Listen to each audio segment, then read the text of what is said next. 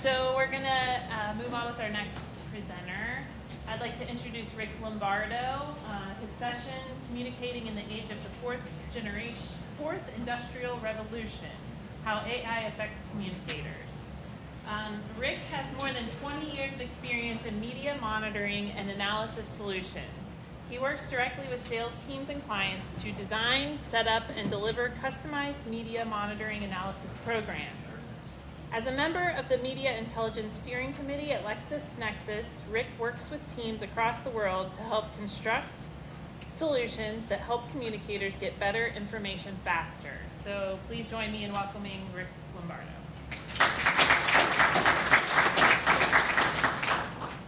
Hi, everybody. Thank you.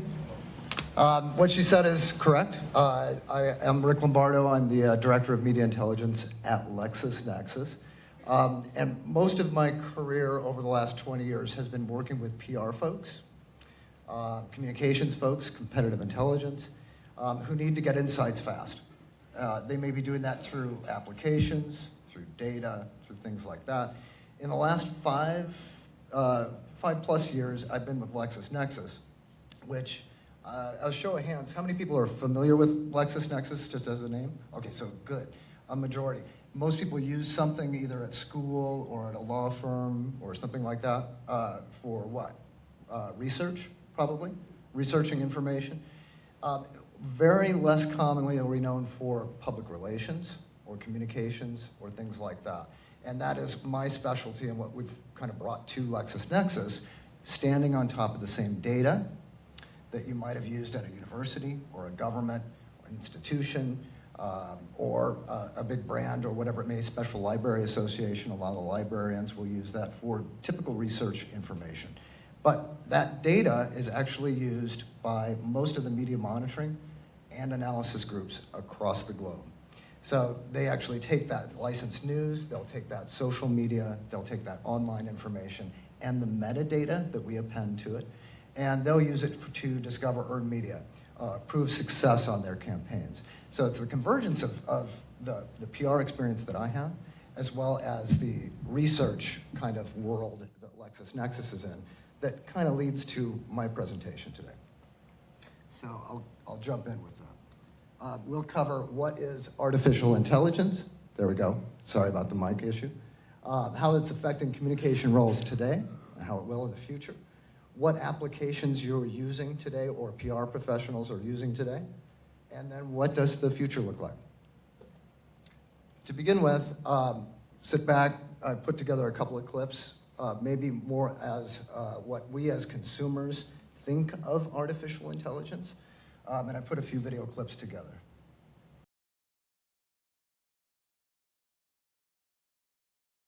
All right. Hopefully you recognize some of those. Maybe the subject matter was a little risky, but anybody have a favorite from that, or did I miss something from that, looking over time? Which one? Ah, that's a good one. Yeah. There's a lot. The video was long as it is, so I didn't want to sit here and watch a movie for the whole day. But it is interesting. It's our perception of what artificial intelligence is through the media as consumers, and also in the technology world. And some of it's real, some of it's magical, and some of it's a dream, and I'll kind of delve into that here in a little bit. We should start out with what is AI, what is artificial intelligence? And the base definition is the capability of a machine to imitate intelligent human behavior. That's at a very high level. There's lots of other ways that we could define it, but that's the one we're going with. And it leads you into the next slide, which is the father of artificial intelligence, oftentimes coined Alan Turing. Everybody here familiar with Alan Turing or have heard of Alan Turing in the past? Anybody see the movie The Imitation Game? Yeah.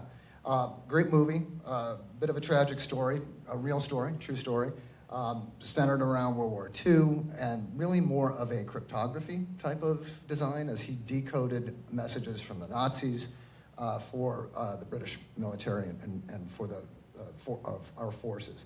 So the movie was great. Didn't really talk a lot about what Alan Turing did for artificial intelligence. Did show him as someone who is a father of computational machines and so forth. And that was his dream. And that's why it was called The Imitation Game. And the primary Turing machine he developed the Turing test for. So it's fairly simple. That's why I put up the easy chart. Basically, the Turing test, the interrogator would ask questions. And you may have seen some other examples of this. The Chinese room is another one where it's trying to test whether or not that is the responses coming back to the interrogator are human or generated by a machine. And that is a very simple way to conceive of it, especially back in the 40s, 50s. So there is asking questions of the human and answering questions of the computer. And depending on what the answers get back, if it fakes them out, then it's doing a good job at artificial intelligence or imitating human behavior. There is an AI effect. As we were looking into some of this, the origins of this, it keeps eluding. The minute we get something that is actually, or we chase a dream that is artificial intelligence, the minute we master it, it seems to go away and it's no longer classified as artificial intelligence. This shot here is, I think, of the Enigma Turing machine, if I got the right photo. And then a quote from Rodney Brooks. Every time we figure out a piece of it, it stops being magic, so we say it's just computation. And I think that happens constantly through AI as a whole. Our phones are in our pockets. We were using it before I started to speak. I don't consider anything in there artificial intelligence, but definitely the foundations into the content, the metadata, the operation are definitely related to AI that you are using today. And this is just a smash of just a few of the applications. Many of these are from the Internet of Things and the apps that we use on our phones or on our computers. And you can see just a few examples of that. Incorporating data, gathering data, and then putting it into a user interface that allows you to do things faster, get better insights. It does and performs image recognition. It's looking at you, it's listening to you, it's measuring you.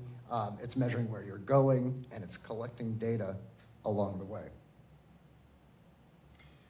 These are the building blocks to strong AI. And so if you look to the left and then you look in the middle, that's kind of where I play a lot when I'm speaking with many data scientists and people like that are looking for more data. Natural language processing, computer vision, that's where I see a lot of conversations going on and how they can collect data from language and text, cluster it in a way that is extracted as metadata, and then run as an algorithm, basically to predict or prescribe future events. I'll come back to that more. It's important just to take a look at that. The real technical parts of it come here to the right side with machine translation, pattern recognition, and especially knowledge engineering. AI is not a product, but it powers many products. There is strong AI, and there is weak AI. And this is related to that AI effect. You have things where you can, it appears as though you're getting some good intel from, it looks like it's imitating a human. However, it's more of a veneer. It's more of it's acting like a human, but not really taking over and performing the functions of human behavior. And so we'll try to make some of those distinctions as we go through the slides. Strong versus weak AI. Alexa, or Alexa, as we call it at home. My home is now all smart, and I didn't have an interest in that, but it has become that slowly, and I would imagine there's folks in here that also have that. Everything from the temperature, my thermometer, thermostat, to the song I want to hear, to lights in the room and what color I want them to be. That's querying data, it's collecting data, it's listening to me, it's translating and interpreting my questions, and pulling back the most relevant information it can. Your iPhone, and now with image recognition or facial recognition, I think that's a good example of strong AI. At least that technological component is. And other applications that are recognizing voice through your phone, your mobile device, and other home devices. To me, map technology is very strong AI because of the collection of data that it has historically and the collection of data that it has as you're moving and as a group of people. It's a constant, dynamic, growing piece of information that makes recommendations. it may tell you, hey, you get a similar ATA, or you might get there faster, or there's an accident over here, or even there's on the way here, there's a traffic cop sitting down the way, so you may want to slow down. All that done right through your phone. I would imagine everybody here is using Google Maps or Waze or something like that. Where it gets stronger is when it actually can take over for you. And so taking your hands from the wheel, incorporating that map data, and then other visual and sensor data all together to get you from point A to B, to me, is the stronger of the AI, as an example. Okay, now we're leaping to the jobs. They are taking jobs away. But in the comms and PR communication space, they're probably not taking that. And as we get to the next slide, we'll explain. This is from Kai-Fu Lee. So you can see over the next 15 years and then other types of jobs. So you've got more repetitive, routine jobs that really don't require a lot of creativity or complex or strategic types of concepts. So you can see in the next 5 years what types of jobs may be going away, or at least be minimized. Routine jobs, optimizing jobs, but those that are more complex, strategic, and creative, kind of in that safe zone. CEO, columnist, artist, economist, M&A expert.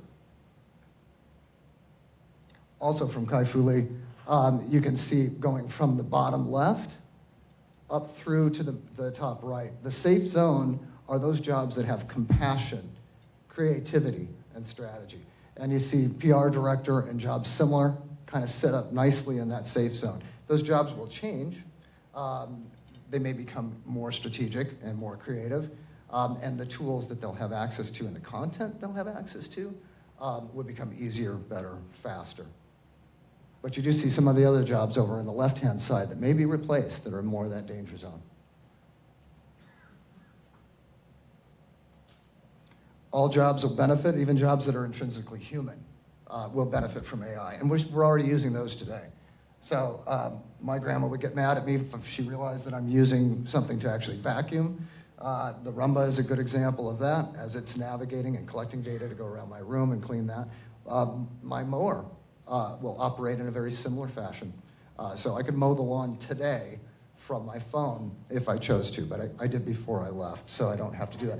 But it operates very similarly. It understands the perimeters, it knows where to go, it follows the lines. I don't have to mow the lawn if I really don't want to. Sometimes I do. Even things that are, you'd never think, calming the baby.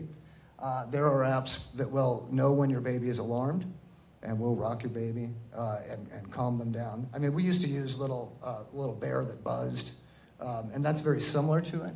But when you've got this through your app and through all the video connections and connectivity within your home, a lot of those were not around, and that's something that you would never think that AI might take over. It doesn't replace a parent, clearly, but it does improve that experience and allow that parent to do multiple things. So I'm going to tie it to the communications role.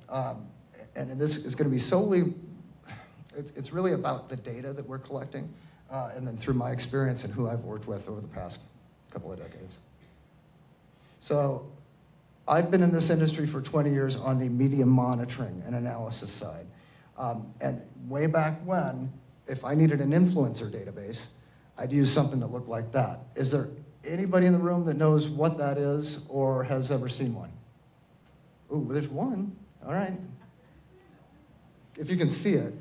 It's called the Bacon's Book. At least that was the brand at the time. So I used to sell those books a long, long time ago. And that's how you found your influencer. That's how you found your journalist. That's how you targeted your beat. That's how you got their fax number and probably their mailing address. And that's what you used. And that had different iterations. It went to a CD. It did end up in an online dashboard and database at some point. But those books were usually in the shelf of every PR director I was meeting with. They'd have one for their local area. They'd have one for national media. They'd have for different media types. And that was their influencer database. And then there was press release distribution. which I chose an old picture of a woman faxing, because that's how they did it. And so you would find your influencers, you'd target them, you'd construct your press release with the messages that you needed to get through, and then you would fax them out to those recipients. She's nobody famous.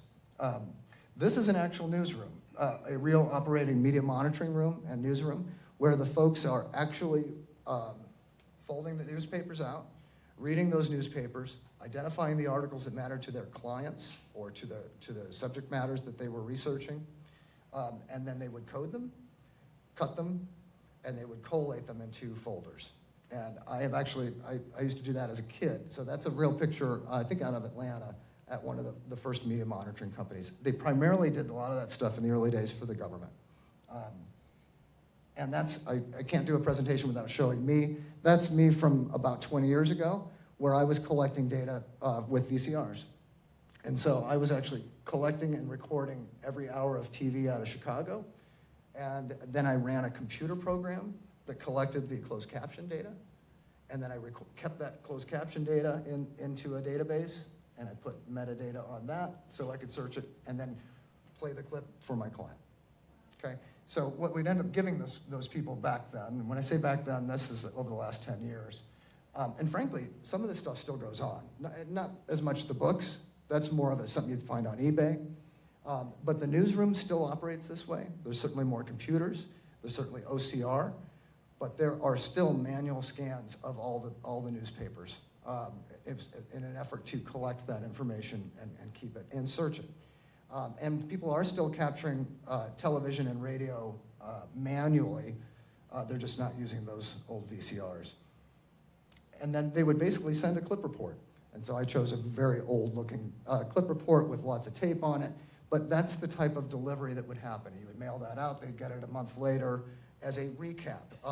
Basically, the snapshot of what happened, proving their success. Hey, I got you in this article. We got you here. We had this many hits. It reached this many people, your target audience, et cetera.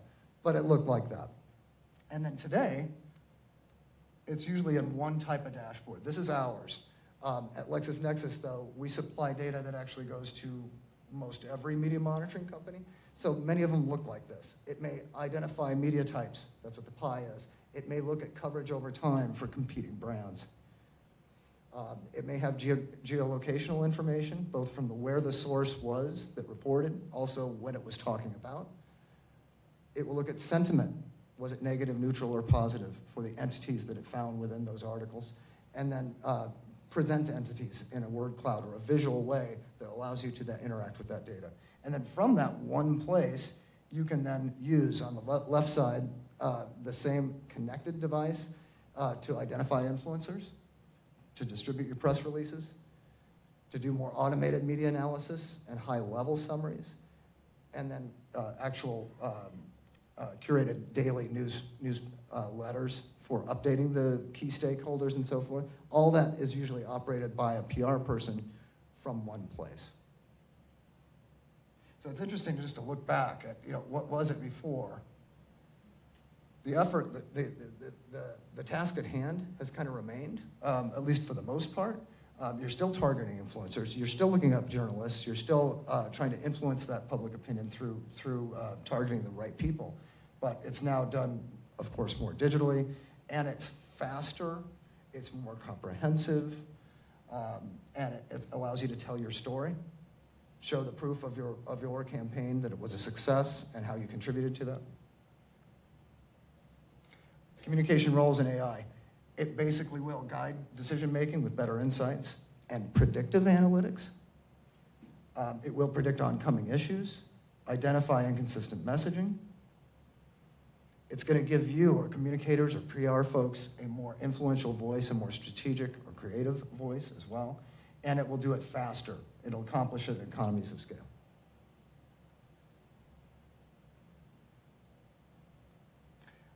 Four applications you're probably already using, and you may be familiar with most of these.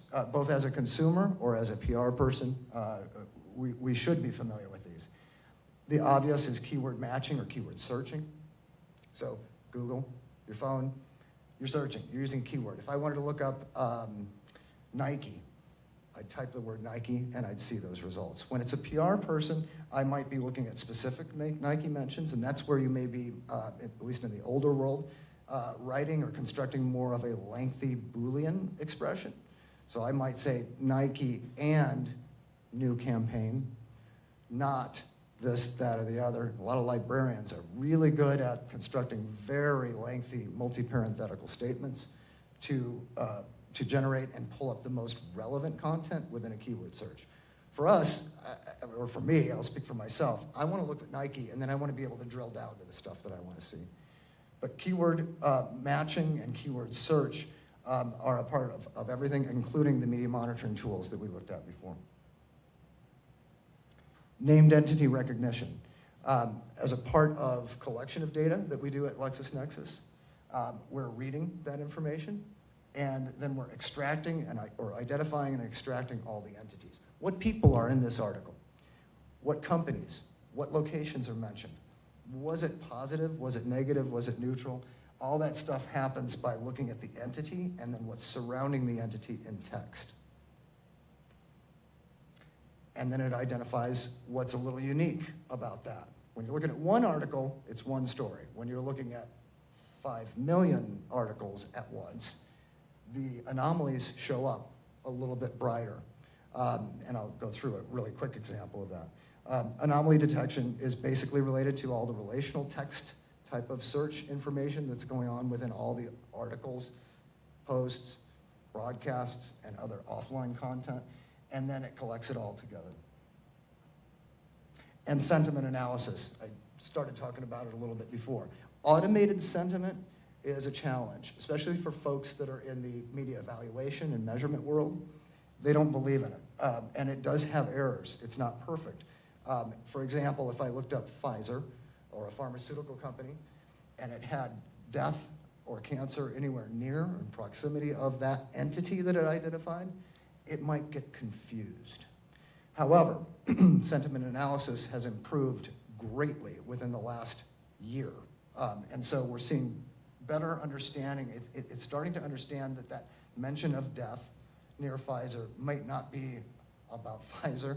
And so it takes it away. And so it's changing. They're actually shaping that. And those are the folks that are more in the data science world that are tweaking those sentiment analysis engines. And there's lots of groups that do it. And then so as an example, I brought up one article. So very quickly, if you can read this, if you're in the back, you probably can't read it. And that's okay. This is one article I found actually right before I came here, and I thought it would be just a good one to go through to think about keyword matching, entity recognition, sentiment, and anomalies. So this is an article, I think from Australia. I think it's the Cairns Post. And you can see the headline. This is actually a print publication. And this is how you receive a print publication. Well, actually, you're going to receive it in a newspaper. If it's not posted online, the only place that you're going to be able to confirm that you were a success is by grabbing that physical newspaper or getting a feed of that text. This would be an example of one that was not online at first and was only in the print representation. And reading it is difficult. I mean, you got to read it fast. What do you look at? The headline. When you're looking at your phone, you're probably looking at headlines, and these things are jumping out at you. The entity, the headline, the date, where's it from, what's it about, and then you might scroll right past it. In this case, as a PR person, if I were the one that actually put this message out there, it'd be a very important one.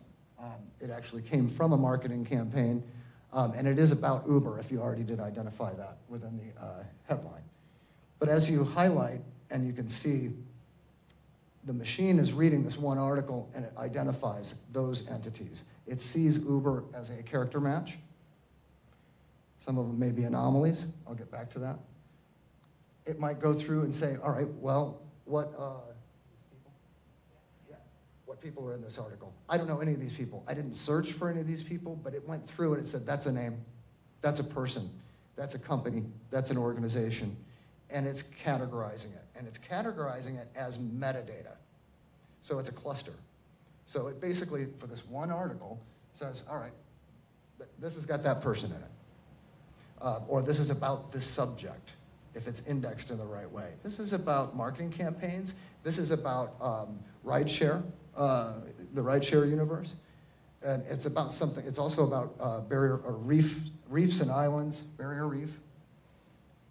And you can see some of that as it identifies those locations. And doing this is just an exercise to kind of see what the machine is going to do as it's reading this very one article. Now, imagine if it read 4,600 articles instantaneously. What it would do is extract when those people were there, when those key messages were pulled through, what locations were mentioned, was it negative, neutral, positive as an article? Was it negative, neutral, or positive per entity? And that machine is doing that instantaneously. And at LexisNexis, we're doing it for everything agnostic. I don't care if it's about a government issue, if it's a press release like this one originally was. We're collecting all that data, and it shows up as clusters of metadata. And I think that's the part that I want to impress upon you. Those clusters of metadata are what drives a lot of data science, a lot of predictive and prescriptive technologies that are out there, including ones that make decisions like buy or sell, hedge funds, banks, health centers, and I'll come back to that in a little bit more. It's really, everybody is now starting to collect this data, and it's how they're collecting it that is interesting to me. There is no AI without content. Content is king, and it's the crown. 200 billion tweets per year. This is a 6-month-old slide, so I would imagine it's probably lower now. I mean, it's probably higher. This is probably lower.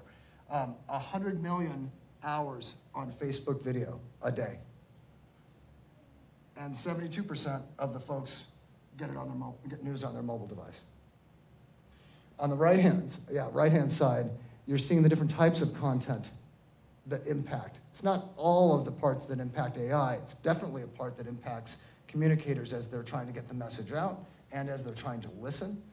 And you'll see the green part is offline media. The unique part of that is the metadata doesn't always get there. Like the print example, it doesn't have the PR attribution metrics. It doesn't have a watermark. It doesn't have a cookie. Whereas when you get the online media in the purple, those all are massaged in a very similar fashion. TV also in the offline, it's more elusive. It's stuff that's being broadcast on television. It doesn't mean that that's what's online. And then you've got visual text analytics that run against all of it. And then you've got the rest of the social media monitoring world, which is collecting data at these astronomical numbers, and that will only increase. And that data you can look at historically, and you track it as it's going, and then you make predictive and prescriptive modeling from that. In fact, that's my next slide. So the Gartner analytic ascendancy model.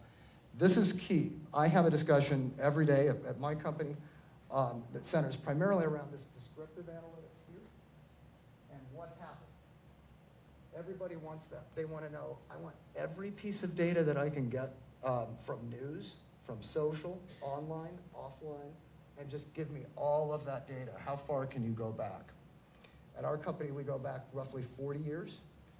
Certainly not every piece of data that's out there, but they're collecting that. And I'm working with groups that are in-house data in data science.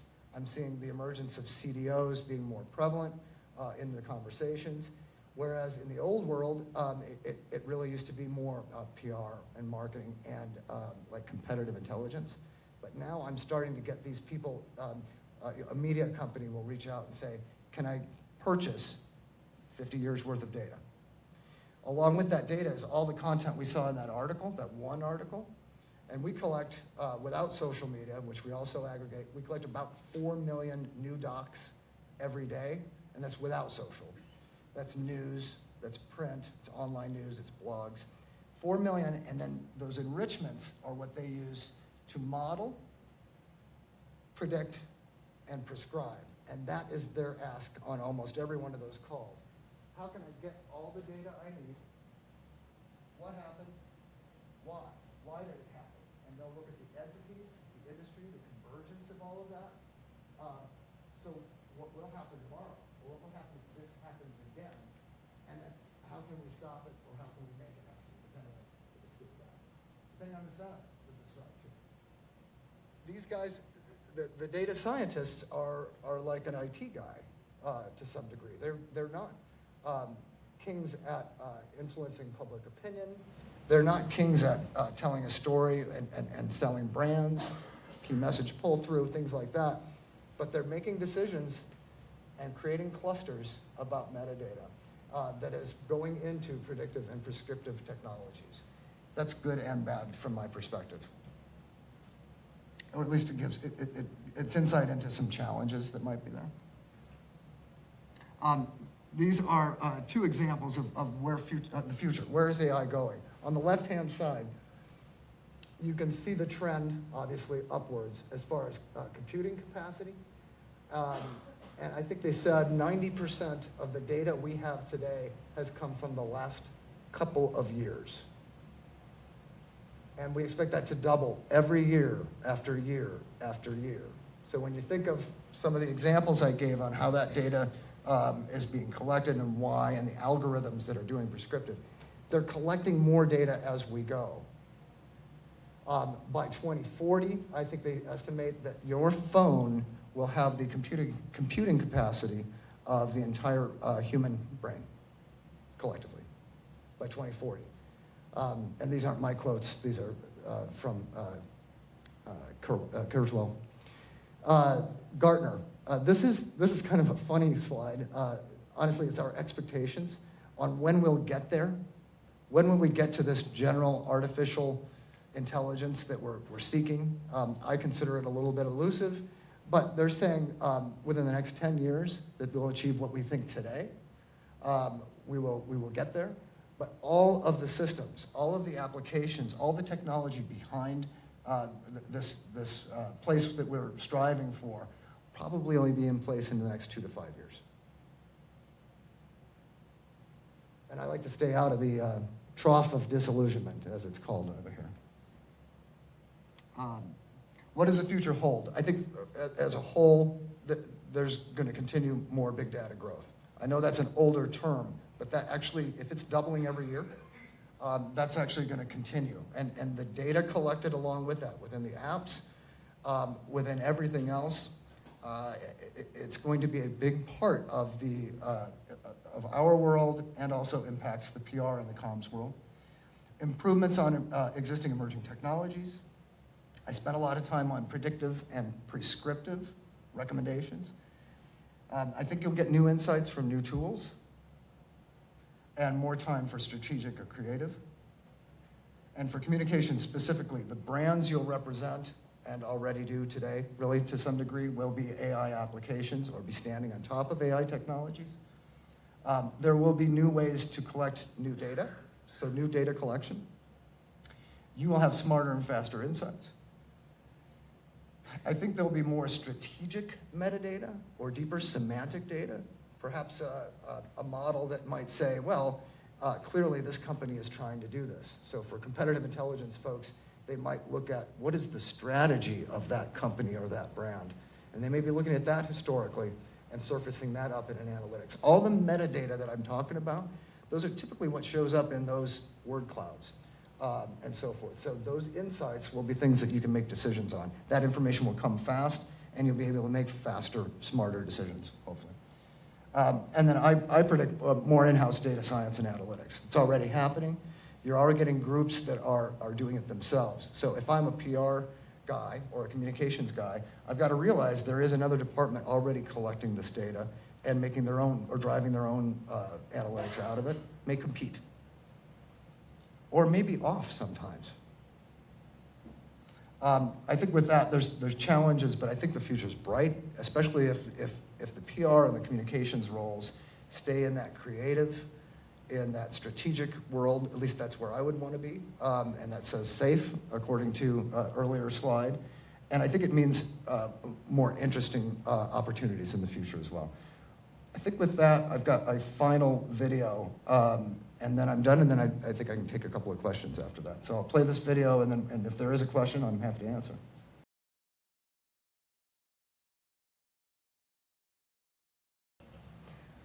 Any questions from anybody? Yeah? So, in 2020, California is going to be enacting the strictest privacy laws. And they might be the first to do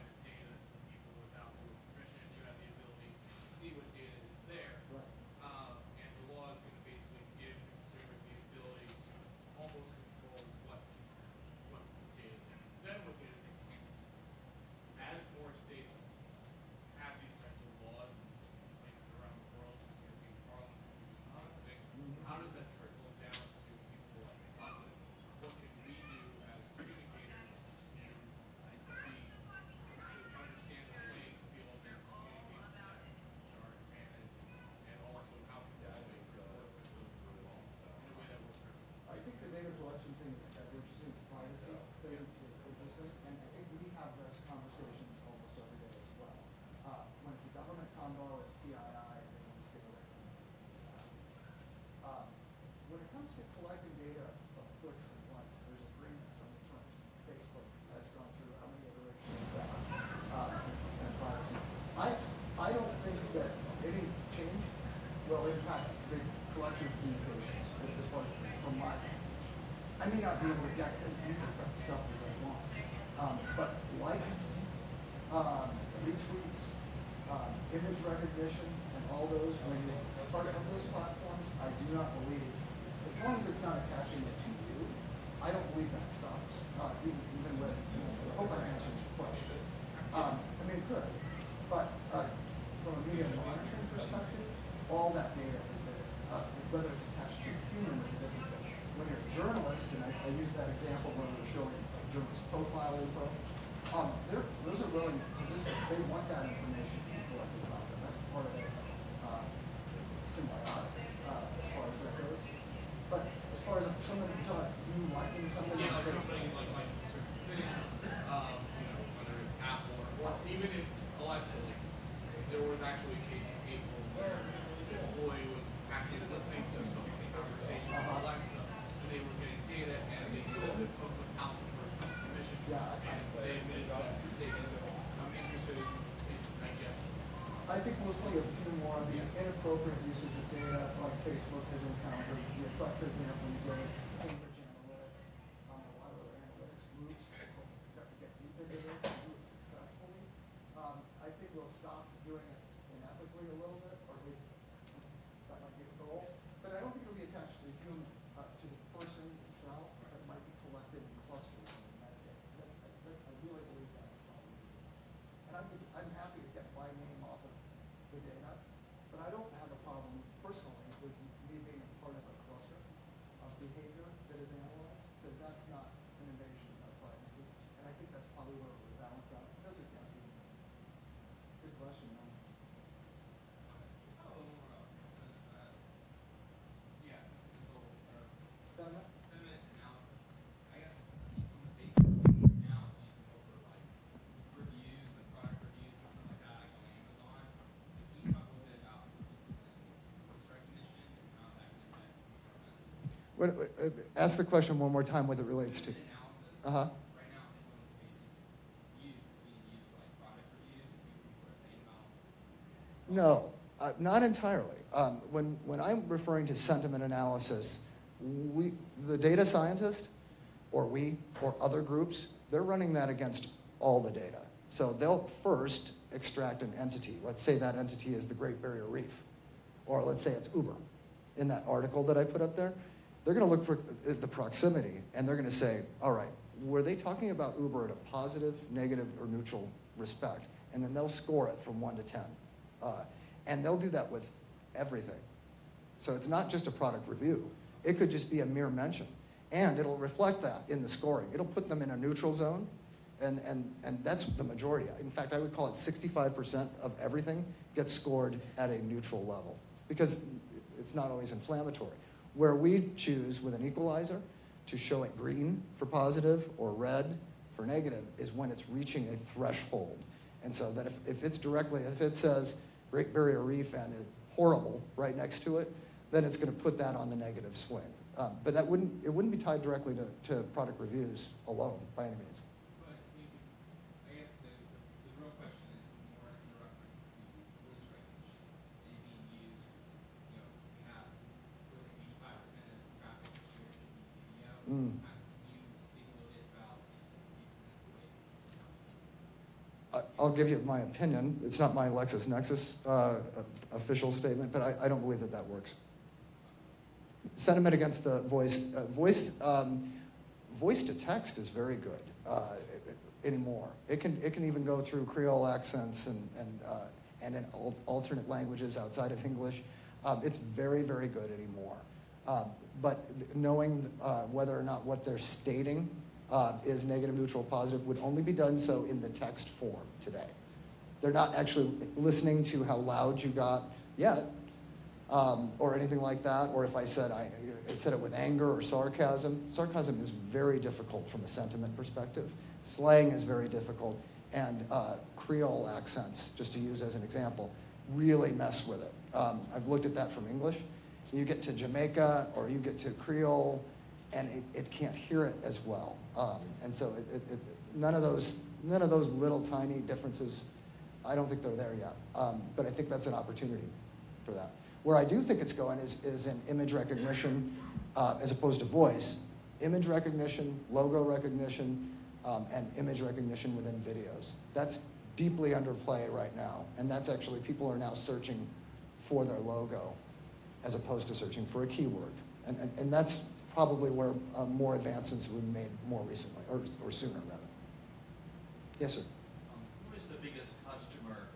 Is it government entities at all levels, federal, state, local level, or private sector, looking at A1 analysis?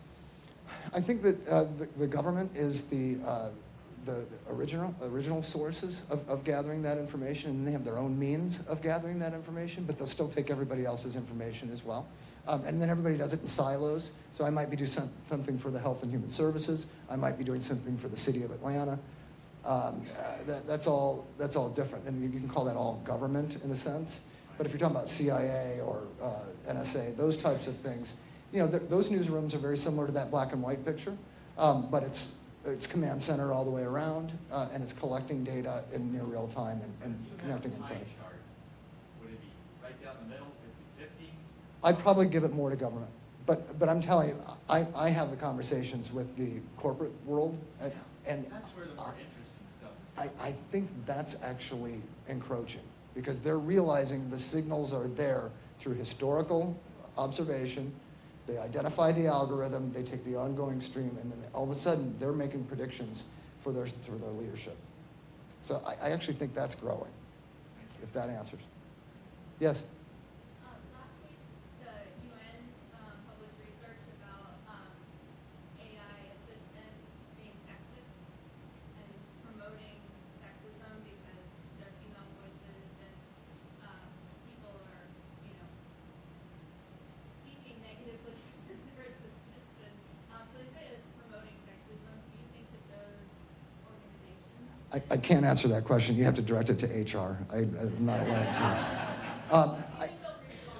I don't think that's, I honestly don't think that's an issue.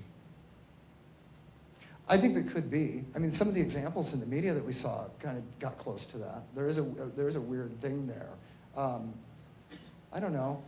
Do you think it is? Yeah. Oh, yeah. You think it's sexist? Yeah. Which part? Well, just that, like, almost all the assistants are female voice, and so it portrays the female voice or the female as A servant. Yeah, I get it. And also, people are calling their assistants, you bitch, Alexa, and it's promoting that kind of communication. I honestly haven't thought about this a whole lot, but now I'm starting to feel bad. I'm going to change my Google Maps voice to like an Australian male. That's a great question, though. I really haven't thought about it. One of my colleagues actually thought about it like a year ago, and she changed the son. She was very worried about it, so she changed the voice to a man. And then I sent her the article, and she was like, yes, I can change this. But, I mean, you can change almost all of them. Yeah. I feel like one of the next steps is going to be part of the step is going to be which voice would you prefer? Well, I remember doing that. I actually have had a male Australian voice for Google Maps before. I have done that. But I don't know. I think I just got tired of listening to say the street names in Australian. So I just went back to a general voice. But I think that's an interesting point. I haven't thought about that a lot. Any other questions? We go over? Good. Thank you, everybody.